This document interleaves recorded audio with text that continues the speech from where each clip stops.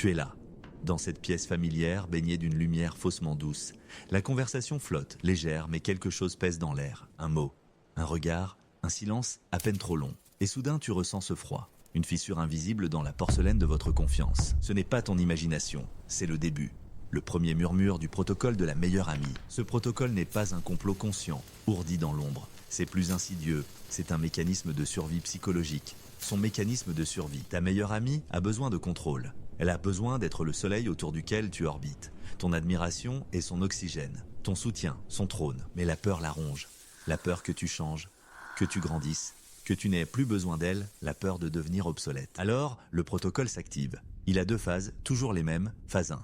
Les tests. Ce sont des épreuves de loyauté déguisées en anecdotes, des tests de dépendance masqués en demande d'aide. Tu serais d'accord avec moi, n'est-ce pas? Même si tout le monde dit que j'ai tort, c'est un test de loyauté aveugle. Elle te demande ton avis sur une nouvelle robe, puis demande le même avis à une autre, juste devant toi. Elle compare, elle jauge, elle vous met en compétition. Je ne pourrai jamais survivre sans toi. C'est un test de culpabilité. Elle te charge du poids de son bien-être.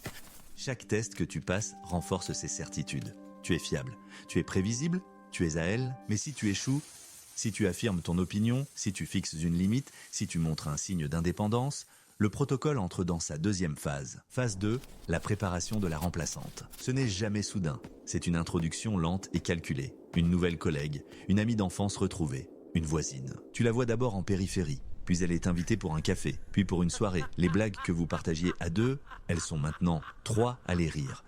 Elle commence à te comparer à la nouvelle venue de manière subtile. Oh, Chloé est si facile à vivre, elle ne se complique jamais la vie. Chaque compliment pour l'autre est une critique voilée pour toi. Chaque secret partagé avec elle est une porte qui se ferme pour toi. Ce n'est pas de la méchanceté, c'est pire. C'est de la stratégie. Elle ne te remplace pas. Elle met à jour son système de soutien. Elle s'assure de ne jamais être seule. Elle crée une redondance. Si une amitié échoue, une autre est déjà prête à prendre le relais. Tu deviens un fantôme dans ta propre amitié, présente mais invisible. Entendue mais pas écoutée. C'est ça, la vérité la plus cruelle du protocole. Tu n'étais pas une amie. Tu étais une fonction, un rôle. Et le casting pour ta remplaçante est ouvert. Alors, que fais-tu? Te battes-tu pour une place qui n'a jamais été vraiment la tienne? Tentes-tu de passer des tests de plus en plus humiliants? Ou bien, tu te lèves, tu regardes la cage dorée, le trône fragile, les ficelles du marionnettiste, et tu comprends. Ce n'est pas toi qui as échoué au test. C'est l'amitié elle-même qui était un échec. Une illusion de connexion cachant un besoin de domination. Tu n'as pas besoin d'être validé. Tu n'as pas à mériter ta place. Une véritable amitié n'est pas un contrat de performance. C'est un refuge. Quitte la scène. Laisse le directeur avec ses marionnettes. Ton rôle est terminé. Et ta vraie vie, elle, ne fait que commencer.